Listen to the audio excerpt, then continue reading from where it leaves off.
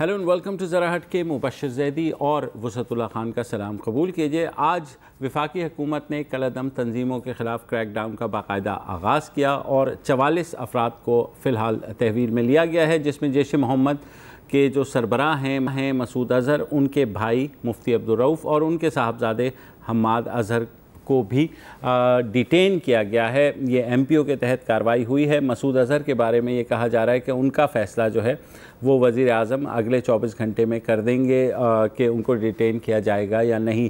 ये क्रैकडाउन कोई नया नहीं है, कल भी हमने इस पे बात की। कल दफ्तर ख़ारजा की तरफ से एक बयान भी जारी हुआ कि सुप्रीम जो सिक्योरिटी काउंसिल ऑर्डर 2019 जारी किया गया है, जिसके तहत तंजीमों को कलअदम करार दिया जाएगा। आज नई लिस्ट भी जारी की गई वफाकी वज़ीर दाखिला वज़ारत दाखिला की जानिब से, जिसमें जमाअतुद दावा और फलाह इंसानियत फाउंडेशन को पहली बार जो है कलअदम तंजीमों के फ़हरिस्त में रखा गया 69वां और 70वें नंबर पर, और तारीख़ आज की डाली गई है, यानी आज से वो कलअदम तसव्वुर होंगी। हमारे साथ मौजूद हैं वफाकी वज़ीर इत्तलात फ़वाद चौधरी साहब से हम पूछते हैं। अस्सलाम वालेकुम फ़वाद। हेलो जी, अस्सलाम वालेकुम। हाँ, अस्सलाम वालेकुम फ़वाद। आपने भी हमने भी इस तरह के कोई 25-30 क्रैकडाउन तो देखे हैं गुज़िश्ता 20-25 सालों में, तो इस बार क्या ऐसा फ़र्क है इस क्रैकडाउन में कि ये असली ते वड्डा क्रैकडाउन तसव्वुर होगा? देखिए मुशर्रफ साहब, ऐसा नहीं है कि जो पिछले क्रैकडाउन हैं उनमें कुछ हासिल नहीं हुआ। आप देखिए कि बहरहाल एक पॉलिसी रही अफगानिस्तान की, जब जंग थी पूरी दुनिया ने उस वक्त भी पाकिस्तान के साथ खड़ी थी, और अमेरिका हो, बरतानिया हो, अरब ममालिक हो, मिलकर के पाकिस्तान में दुनिया के साथ एक पॉलिसी बनाई थी। अब जब वो पॉलिसी 9/11 के बाद तब्दील हुई तो जाहिर है एक आध दिन में तो इतनी बड़ी पॉलिसी तब्दील नहीं हो सकती थी। हमने 2002 में एक फैसला किया, उससे एक रिवर्सल का अमल शुरू हुआ। फिर 2014 में जब नेशनल एक्शन प्लान इम्प्लीमेंट हुआ या उसके ऊपर कंसेंसस हुआ एक तमाम पॉलिटिकल पार्टीज का, उसके बाद हमने एक्शन शुरू किए। अब आप देखिए कि उन एक्शन के नतीजे में जो फाटा मर्जर है वो कोई छोटी कामयाबी तो नहीं है। अगर आप माजी में देखें एक बहुत बड़ी कामयाबी हमने हासिल की है। अब ये आप समझिए कि उसी नेशनल एक्शन प्लान का या जो हमारी पॉलिसी रिवर्सल का तीसरा और हतमी मरहला है जो शुरू होने जा रहा है, और इसमें से भी हमारी खुशकिस्मती है कि तमाम पाकिस्तान की सियासी जमातें, पाकिस्तान के इदारे, पाकिस्तान की जो हमारी रायामा है, मीडिया है, वो भी इकट्ठा है। तो इंशाअल्लाह ताला हमें उम्मीद है कि इसमें इस बार जो तीसरा मरहला है उसमें भी कामयाबी हो। अच्छा फ़वाद, जिन जमातों को कलअदम करार दिया गया है उनका तो अफ़गान जहाद में तो ऐसा कोई किरदार था ही नहीं और कभी हिस्टोरिकली रहा भी नहीं। तो ये तो वो जमातें थीं जिनके बारे में कहा जाता था कि ये क्योंकि हमें नुकसान नहीं पहुंचाते तो लिहाजा हम क्यों उन्हें बैन करें। तो ये जो फ़ैसला है अब ज़ाहिर है भारत में भी चिल्ला रहा है कि जनाब देखें हमने करवा दिया, सिक्योरिटी काउंसिल की करारदाद भी आ गई, बैनुल-अक़वामी प्रेशर अपनी जगह, फैटफ का प्रेशर अपनी जगह, लेकिन ये जो रियासत की विल है जो हमें भी नज़र आ रही है कि शायद इस दफ़ा, क्योंकि जैसे आपने भी कहा तमाम इदारे जो है एक पेज पर हैं, तो इस दफ़ा क्या इसका वो नतीजा निकल पाएगा जिसकी तवक्को की जा रही है कि ये जो proxies over last 40 to 45 years हमने नर्चर की थी, अब हम उन्हें वाइंड अप कर रहे हैं? देखिए 3 मरहले थे। पहला मरहले में हमने अफगानिस्तान के अंदर हमारी एक पॉलिसी थी उसको हमने तब्दील किया। उसके बाद अफगान ग्रुप्स और या अफगानिस्तान का मामला उसको हमने रिवर्स किया, और अब तीसरे मरहले में जो बाकी मांदा जमातें हैं उनको हम जो है वो रिवर्स कर रहे हैं। अब देखिए इसके लिए हमारी 3 pronged स्ट्रैटेजी है। पहला इसका एक इकोनॉमिक स्ट्रैटेजी है, एक पॉलिटिकल स्ट्रैटेजी है और एक एडमिनिस्ट्रेटिव स्ट्रैटेजी है। जो लोग 25-30 साल से ये हो रहा है, ये नहीं हो सकता कि हम सबके ऊपर डंडा लेके आज ही चढ़ जाएं और कहें कि वो सब कुछ हो जाए। जाहिर है एक कम्प्रिहेंसिव स्ट्रैटेजी चाहिए।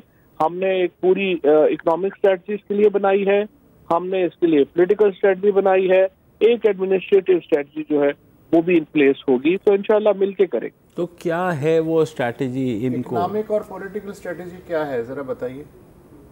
देखिए इकोनॉमिक स्ट्रैटेजी में जाहिर है इन लोगों को, जो लोग इन जमातों से वाबस्ता है, उनको अल्टरनेट रोजगार के जराए देने होंगे। इम्पॉर्टेंट ये है कि हमें डी वेपनाइजेशन करनी है। सबसे बड़ी जो इम्पोर्टेंट, अगर पॉलिटिकल स्ट्रेटजी में आप जाएं तो इम्पोर्टेंट ये है कि देखिए PTI है, पीपल्स पार्टी है, PMLN है, हम ये जो पार्टीज हैं हमारे पास अपने मिलिशियाज तो नहीं है, लिहाजा जिस तरह से, इस तरह से तो नहीं हो सकता कि जिस तरह से MKM ने कराची में किया था कि उनके पास असलहा था, बाकी सारी पार्टियां जो थी उनके पास कुछ भी नहीं था, तो MKM ने कैप्चर कर लिया कराची को अपने असले के जोर के ऊपर। तो ये नहीं हो सकता कि इन पार्टीज के पास वेपन हो और हम जो 3-4 बड़ी पार्टीज हैं हम ऐसे ही जो है वो चूजों की तरह इनके नरगे में चले जाएं, ये भी नहीं हो सकता। तो क्या ये अनाउंस करेंगे पब्लिकली टू डिनाउंस वायलेंस और हथियार रखेंगे? ये तो पहली शर्त है, इसके बाद इसके बगैर तो आगे बढ़ा ही नहीं जा सकता। जो जमातें हैं उनमें से बहुत सारा जो एक एलिमेंट है वो इसके ऊपर आएगा और वो हक रियासत की रेट को तस्लीम करेगा। रियासत की रेट को तस्लीम के बगैर तो जाहिर है आप आगे बढ़ नहीं सकते। तो हमारी फैक्टर्स की रिक्वायरमेंट्स हैं वो बहुत इंपॉर्टेंट हैं। कोई पाकिस्तान में आपको हम अफोर्ड ही नहीं कर सकते कि फैक्टर्स में हम जो है वो ब्लैक लिस्ट में चले जाएं, जो हमारी इस वक्त मुआशी रिक्वायरमेंट्स हैं। लिहाजा हमारी पूरी कोशिश होगी कि हम बाद में ये जो आपने फैटफ की बात की ना, मैं इसी का मेरे अंदर एक सवालिया निशान है जहन में कि जब भी क्रैक डाउन हुआ है किसी ना किसी तरह का जो इंटरनेशनल प्रेशर है उसके तहत ही हो पाया है, मुशर्रफ से लेके और आपके इस क्रैक डाउन से पहले तक जितने भी क्रैक डाउन्स हुए हैं। मुझे ये बताइए कि जब जून निकल जाएगा और पाकिस्तान जो है वो ब्लैक लिस्ट में नहीं जाएगा फैटफ की, या ग्रे लिस्ट से भी बाहर चला जाएगा, उसके बाद हमारा जो रिवायती जोशो खरोश है वो कितना रहेगा जितना आप इस वक्त शो कर रहे हैं? मुर्शद भाई, ये जो सारा पॉलिसी बनी थी ये भी तो इंटरनेशनल प्रेशर के तहत ही बनी थी ना, हमने को अपने शौक से तो नहीं बनाई थी। देखिए इंटरनेशनल प्रेशर को बुरी चीज भी नहीं होती फ्रेंकली। हम कोई आइसोलेशन में एक कह लीजिए कोई ऐसा मुल्क, तो ये तो हम तो कोई ये तो नहीं, हम भी जमीन के ऊपर है, कमिटी ऑफ द वर्ल्ड के हम पार्ट हैं। ये तो नहीं कि हमको चांद के ऊपर रहते हैं और बाकी पूरी दुनिया नीचे है, दुनिया के साथ ही चलना है। पहले दुनिया की एक पॉलिसी थी, हमारी भी उन हालात के मुताबिक एक पॉलिसी थी, अब दुनिया की पॉलिसी और है, हमारी पॉलिसी भी उन हालात के तहत होती है ना स्ट्रेटजी और पॉलिसी। ये तो नहीं कि हम चिमटे रहे एक पॉलिसी के तहत और अपने आप का जो है वो बेड़ा गर्क कर लें। ज्यादा जाहिर है इंटरनेशनल प्रेशर्स भी हैं, उसमें भी कोई शुबा नहीं। इंटरनेशनल प्रेशर्स जब तक रहेंगे और उसके तहत भी काम होगा। फैटफ में हमें फॉर एग्जांपल हमें जरूरत है, अभी हाल ही में क्या जो बहरान हुआ है पूरी दुनिया किसके साथ खड़ी हुई? अगर शुरू में पहले दिन पूरी दुनिया का रवैया क्या था और 5 दिन के बाद पूरी दुनिया का रवैया क्या था, तो जाहिर है हमने एक इंटरनेशनल कमिटी ऑफ वर्ल्ड के मेंबर हैं और हमने इंटरनेशनल जो अपने हमारी मजबूरियां हैं उनको सामने रख के चलना। Thank you so much, thank you, बड़ी मेहरबानी। ये थे फवाद चौधरी। मुझे सिर्फ 2 साल पहले जो डॉन लीक्स हुआ था और नवाज शरीफ ने कबो बेश यही कहा था कि जनाब अगर कर ले, एक ऐसे वक्त जबकि कौमी यकजहती की शदीद ज़रूरत है इस तरह के सवालात उठाने की। नहीं सवालात तो नहीं, मैं तो सिर्फ क्योंकि आज जो है ना, आज ये सवालात आप सेकंड सेगमेंट में उठाइए। आज वज़ीर मुमलिकत जो है ना वो शहरियार आफरीदी ने जब कलअदम जमातों पर पाबंदियों का ऐलान किया, क्रैक डाउन का, और साथ ही वो लिस्ट भी जारी की जिसमें जमात दावा है, तो किसी शरारती ने फिर उनकी वो वीडियो डाल दी जो अभी उनके हल्फ लेने के बाद वो सीधे जमात दावा के दफ्तर गए थे और कहा था कोई माई का लाल आपको बैन करेगा तो मैं खड़ा हूँगा सबसे आगे। तो अब मतलब आप क्या चाहते हैं कि ज़िंदगी भर जो है आप उनको पत्थर मारते रहें, संसार करते रहें? नहीं, संसार की बात नहीं है। बंदा वो आप ये कहना चाह रहे हो बंदा मजाक भी नहीं कर सकता? नहीं, ये कौमी नाजुक दोहराए पे है सारी सूरत हाल। कौमी यकजहती का तकाजा है कि इस तरह के सवालात आप सेकंड सेगमेंट में उठाएं। ठीक है जनाब, वक्फा ले लें।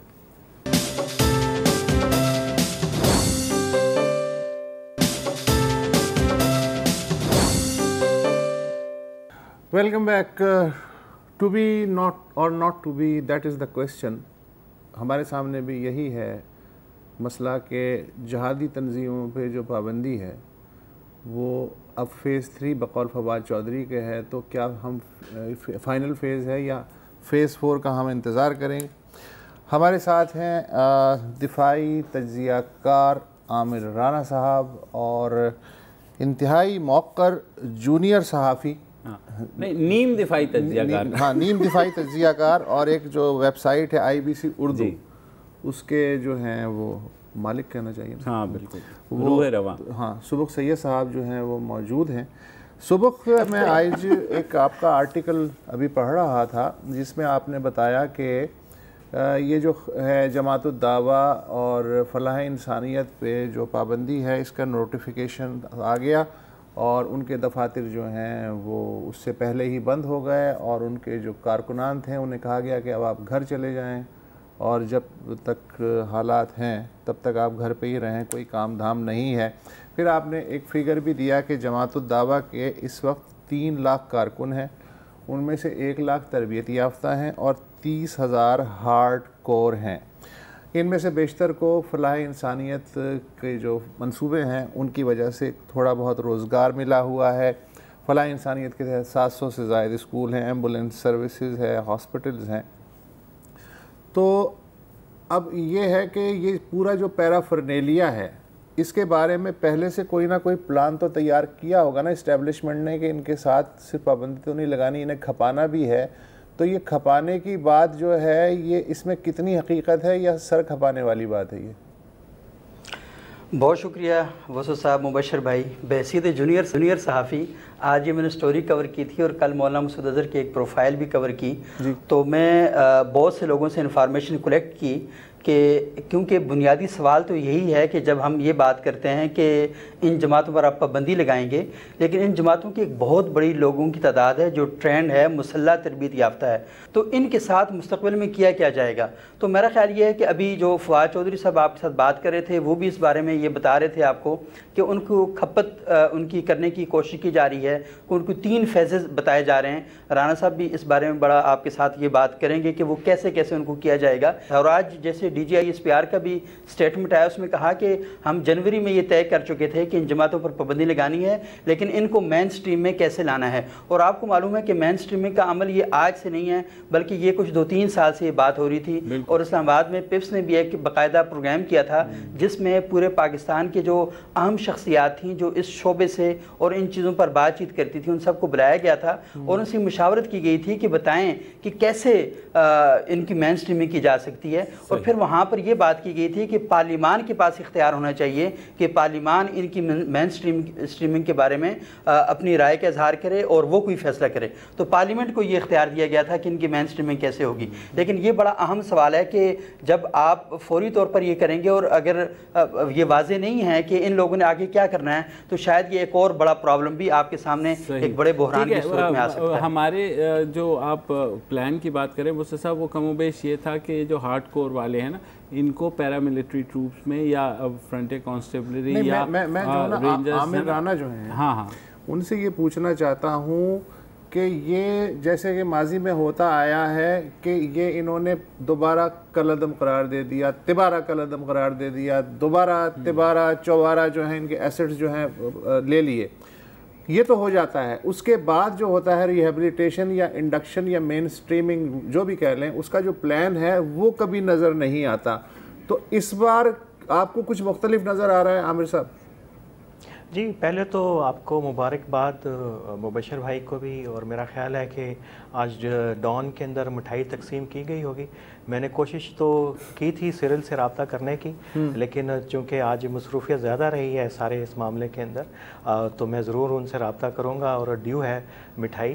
اور اب دیکھیے کہ وہی عمل جو ہے اب 2018 میں جا کے لگتا ہے کہ اپنے منطقی اجام کی طرف پہلا قدم اٹھانے لگا ہے. یعنی آپ کا اشارہ یہ ہے کہ ڈان لیگز جو سو کال ڈان لیگز تھیں جو باہر آئی تھیں, اس میں اس وقت کی سویلین حکومت یہی تو کہہ رہی تھی کہ یہ سب کر لو, تو اس وقت برا لگ رہا تھا, لیکن ہو بہو آج وہی کیا جا رہا ہے, یہ کہہ رہے ہیں آپ؟ جی بالکل میں یہی کہہ رہا ہوں. اور اس سے سیریل لیگ سے پہلے آپ کو پتہ ہے کہ ممبئی کے بعد ہمارے نیشنل سیکورٹی ایڈوائزر کی بھی قربانی ہوئی تھی, اور اس کے بعد ایک پرائم منسٹر کی ایک چھوٹا سا سوال اٹھانے پہ پارلیمنٹ میں ہوئی تھی.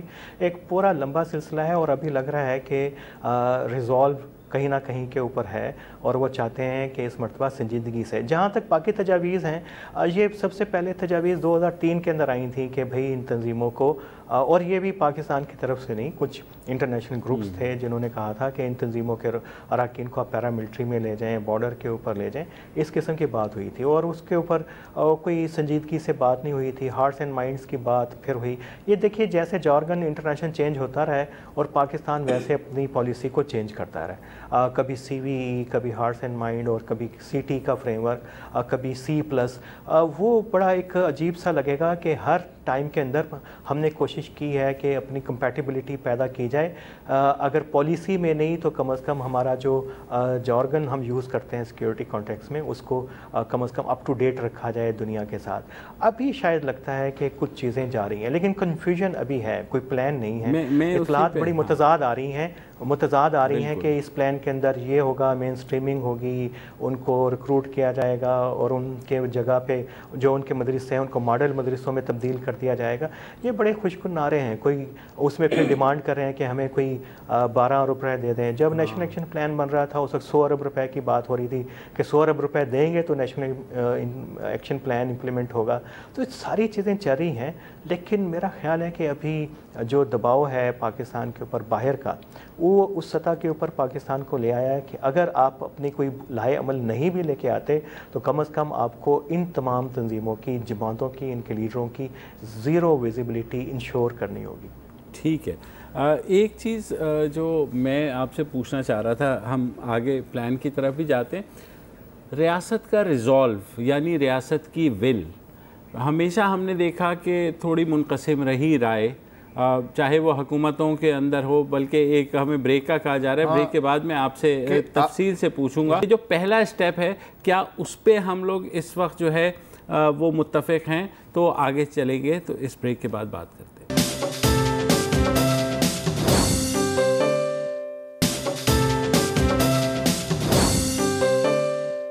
Welcome back. ہم بات کر رہے ہیں کالعدم تنظیموں پر کریک ڈاؤن کی, جو آج شروع ہوا ہے اور 2 ہفتے تک جاری رہے گا. ہمارے ساتھ دفاعی تجزیہ کار عامر رانا اور کاؤنٹر دفاعی تجزیہ کار صبوح سید یعنی صحافی موجود ہیں لاہور سے. عامر رانا صاحب, یہ بتائیے کہ ہمیشہ جب کریک ڈاؤن ہوئے پچھلے, تو کہا یہ گیا کہ, اور نظر بھی آیا کہ نیم دلی سے ہوتے ہیں. ایک MPO 16 لگا دیا جاتا ہے, مینٹیننس آف پبلک آرڈر, ان کو ایکسٹینڈ کیا جاتا ہے 90 دن تک, اور اس کے بعد وہ ڈویژنل بینچ کسی بھی ہائی کورٹ سے وہ ضمانت لے کر کے ختم ہو جاتی ہے ان کی جو حراست ہے, اور ساتھ ہی ساتھ وہ کیسز بھی ختم ہو جاتے ہیں, کالعدم تنظیمیں دوبارہ آ جاتی ہیں. جنرل باجوہ نے جو بریفنگ دی پارلیمان کو ان کیمرہ, اس میں کچھ پارلیمنٹیرینز نے یہ کہا کہ انہوں نے کہا کہ یہ جو 40 سال کی پراکسی ہے اس کو ختم کرنے کا وقت آ گیا ہے. تو پہلی انڈیکیشن تو ہمیں ملی کہ ہاں اس وقت اسٹیبلشمنٹ جو کہ ماضی میں اتنی ولنگ نہیں رہی ان تنظیموں کو وائنڈ اپ کرنے کے حوالے سے, ضرورت تھی, اب ضرورت نہیں ہے. تو یہ تو پہلا انڈیکیشن ہو گیا. لیکن اس ریزولو کا کیا یہی طریقہ ہے کہ وہی طریقہ کار اختیار کیا جائے کہ MPO 16 کے تحت ان کو بند کیا جائے؟ دیکھیے, اس میں ایک لاہ عمل کی ہمیں انتظار ہے, جس کا بار بار وعدہ کیا جا رہا ہے کہ وہ آئے گا. وہ اس کے کیا ترجیحات ہوں گی, کیسے ان کو اکاموڈیٹ کیا جائے گا, ڈی ریڈیکلائزیشن ہوگی, ریہیبلیٹیشن ہوگی, اس کی ایک لمبی چوڑی تفصیلات ہیں. لیکن میرا خیال ہے کہ مسئلہ اتنا بھی بڑا گھمبیر نہیں ہے کہ اس کے لیے آپ کو 12 ارب روپے کی ضرورت پڑے کہ آپ ان لوگوں کو ریہیبلیٹیٹ کرنے کے لیے آپ کو اتنا بڑا بجٹ چاہیے. کیونکہ جو جیش محمد ہے, کالعدم جیش محمد, اس کے جو ممبرز ہیں ان کی تعداد اتنی نہیں ہے کہ آپ کو ان کو کھپانے کے لیے یا ان کو پہلے سے ایگزسٹنگ جو سینٹرز ریہیبلیٹیشن کے ہیں ان کو بہت زیادہ ریسورسز کی ضرورت پڑے. بلکہ اس میں دیکھیے کہ ایک بڑا اچھا ماڈل جو ہے وہ ایک مرتبہ ڈسکس بھی ہوا کہ اتنے بڑے ادارے ان تمام جماعتوں کے ہیں، اس میں چیریٹیز ہیں، اس میں سکولز ہیں، اس میں مدارس ہیں، اور بہت سارے جو ان کے جو ادارے ہیں رفاہی ادارے ہیں وہ پروفیٹیبل ادارے ہیں، کیوں نہ ان کے لیے ایک انتظامی بورڈ بنایا جائے عدالت کے زیر نگرانی، جیسا ہم انجمن حمایت اسلام کے لیے بنا تھا اس کا انتظام چلانے کے لیے، یا کچھ جو لیجیٹیمیٹ ہماری چیریٹیز ہیں ان کا ایک فنڈ بنایا جائے، ان کا کمیشن بنایا جائے، ان کو لک آفٹر کریں، اور ان سے جو آمدنی ہوتی ہے اس کے ذریعے ہی اس طرح کے ریہیبلیٹیشن سینٹر چلائے جائیں، اس میں اس کا کیا چیزیں ہوں، اس میں پیغام پاکستان کی طرح کی طرز کی چیزیں ہوں، ماڈریٹ ریلیجیس اسکالرس کو انگیج کیا جائے، پھر جابس کے لیے اپرچونیٹیز کی جائیں۔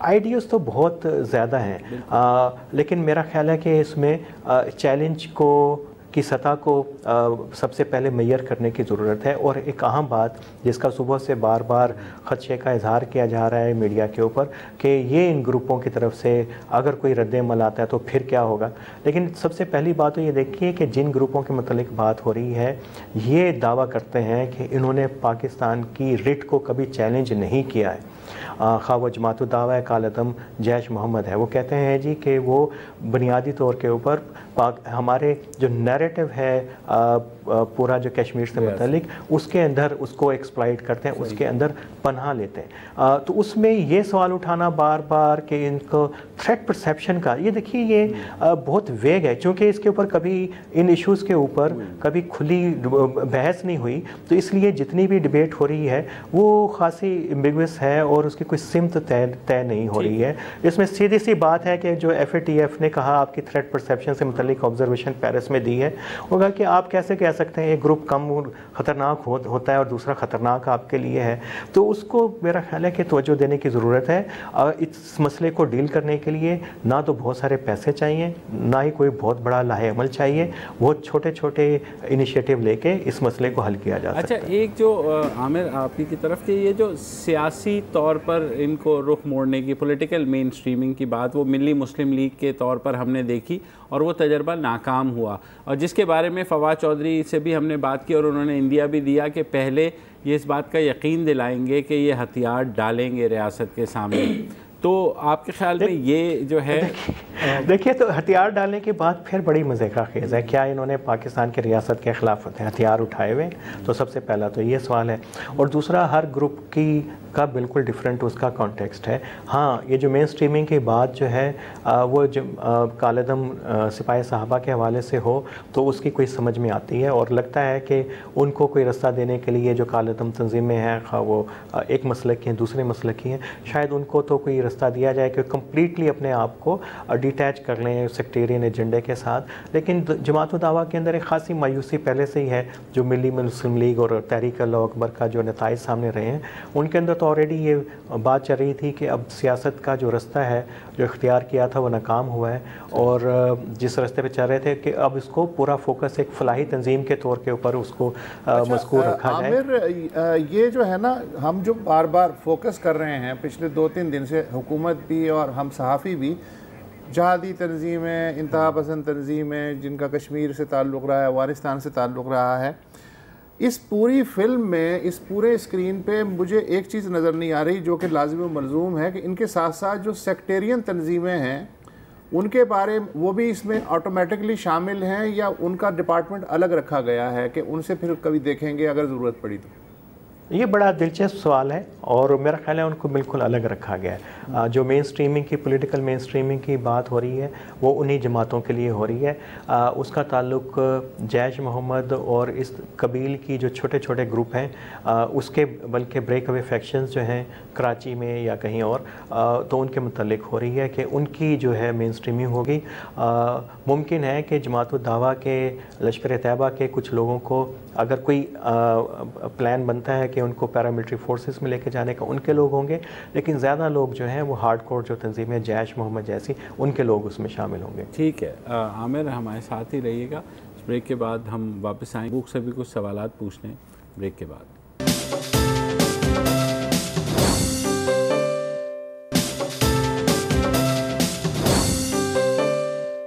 Welcome back. موضوع ہے کالعدم تنظیموں کے خلاف کریک ڈاؤن. سبق سید, آپ کا جو آرٹیکل ہے اس میں ایک چیز آپ نے ایک امپورٹنٹ مجھے پوائنٹ یہ لگا کہ جماعت الدعوہ سے کہا گیا ہے کہ ہم جو یہ کریک ڈاؤن کا یا پابندی کا یا آپ کو اسیٹس تحویل میں لینے کا فیصلہ کر رہے ہیں, اسے براہ کرم آپ کسی عدالت میں چیلنج نہیں کیجئے گا.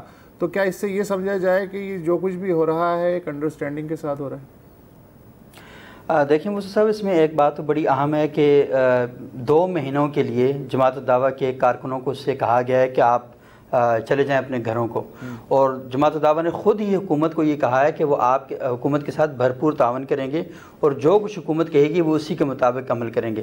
اور تیسری بات جو آپ نے نقطہ اٹھایا کہ وہ کوئی کسی نہ عدالت میں جائیں گے نہ کوئی قانونی کارروائی میں اس میں حصہ لیں گے, تو مجھے یہ لگتا ہے کہ اس کا مطلب ہے کہ ان کو پہلے شورٹی اور یقین دہانی کروائی گئی ہے کہ اب ہم یہ سارا کچھ کر رہے ہیں, تو اس لیے آپ 2 مہینے کے لیے اپنے گھروں میں چلے جائیں, آرام سے بیٹھیں اور ابھی خاموشی اختیار کریں, اور پھر جب آپ آئیں 2 مہینے گزر جائیں گے تو پھر ہم آپ کے ساتھ جو معاملہ ہے آگے کیا کرنا ہے وہ ہم کریں گے.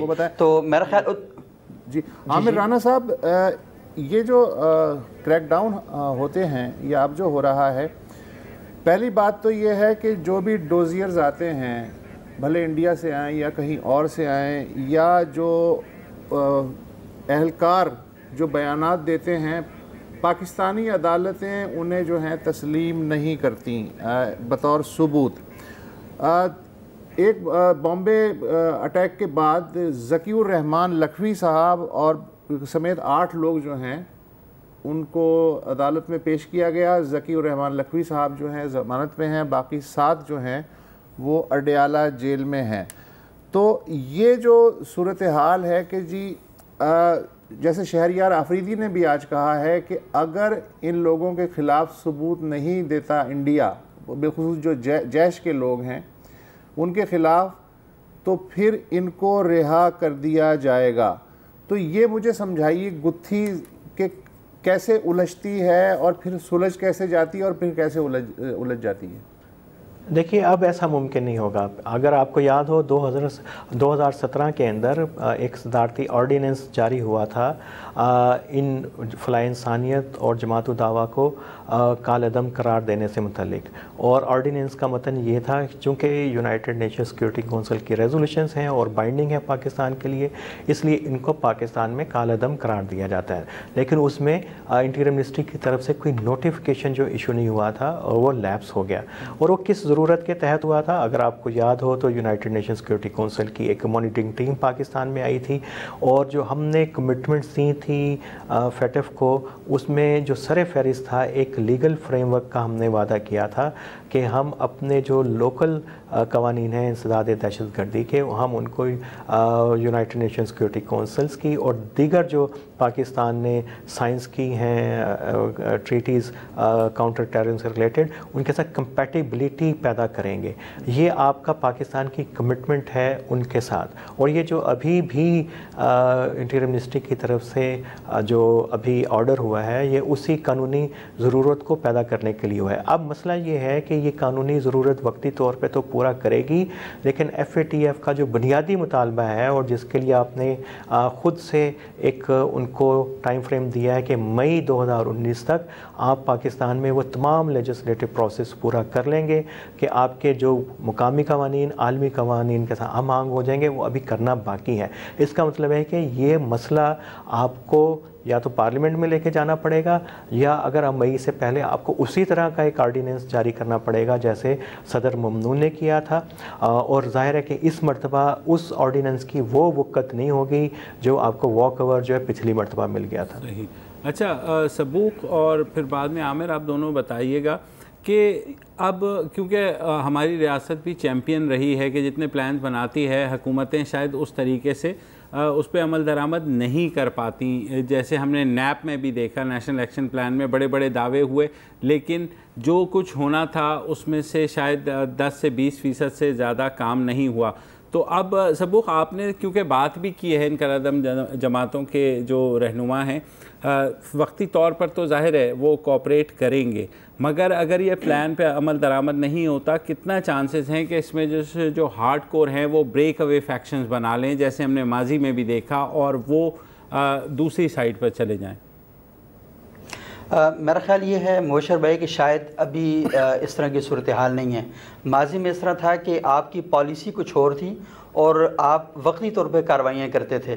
ہمیں معلوم ہے یہ جو کریک ڈاؤن ہے یہ ایک دور میں ایسے بھی رہے کہ صرف میڈیا کو دکھانے کے لیے کسی مدرسے پہ چھاپا مارا گیا, وہاں سے 40-50 بچے پکڑے, تھانے میں لے کر کے میڈیا کو خبریں جاری کیں, تصویریں جاری کیں, ان بچوں کو چائے پلائی اور واپس لٹا دیا گیا اور کہا گیا جی ہم نے چھاپا مارا ہے اور یہ سارا کیا ہے. اور ابھی بھی میں دیکھ رہا ہوں اس طرح کی چیزیں شروع ہو گئی ہیں کہ وہ لوگ جو شیڈول 4 میں ہیں ان کو پکڑا جا رہا ہے اور مجھے پتہ ہے ان کو کل پرسوں آپ نے ان کو رہا کر دینا ہے.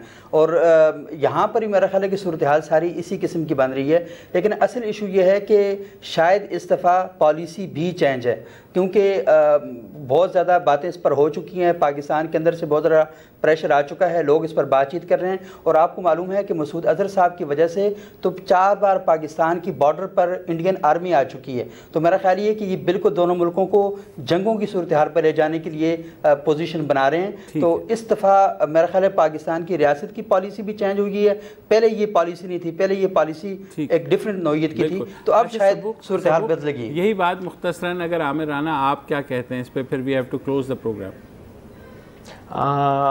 ان کی پالیسی سے متعلق آپ پوچھنا چاہ رہے ہیں کہ حکومت کی پالیسی کہ ریاست کس حد تک ہماری اس وقت ایکوپڈ ہے کہ عملدار؟ ہاں بالکل, اس میں دیکھیے کہ اگر ول جو ہے ریزالو جو امپورٹنٹ ہے, میں نے پہلے بھی کہا کہ اگر یہ ریزالو جو ہے نیچے ٹرانسلیٹ ہو تو تھانے کی سطح تک, تو بہت ساری چیزوں کو کنٹرول کرنا, شیڈول 1 سے لے کے 4 تک مینٹین رکھنا پولیس اسٹیشن کے لیے اتنا مسئلہ نہیں ہے اور اس کے یوز ٹو ہیں. صرف ان کو کیا چاہیے, ان کو پتہ ہونا چاہیے کہ ریاست نے فیصلہ کر لیا ہے اور ان کو قانون کے مطابق اور آزادی ہے اور چیزوں کو وہ بڑے آسانی سے پہلے کنٹرول بھی کیا ہے. اگر آپ کو یاد ہو تب بھی آپ یہ کور کرتے تھے چیزیں, 97 سے 99 کا بڑا کرٹیکل امپورٹنٹ پیریڈ ہے جب CIDs نے اور پولیس نے بڑے اچھے افیکٹو آپریشن جنگ میں, لاہور میں اور ہنگو میں اور ان اضلاع کے اندر کیے تھے.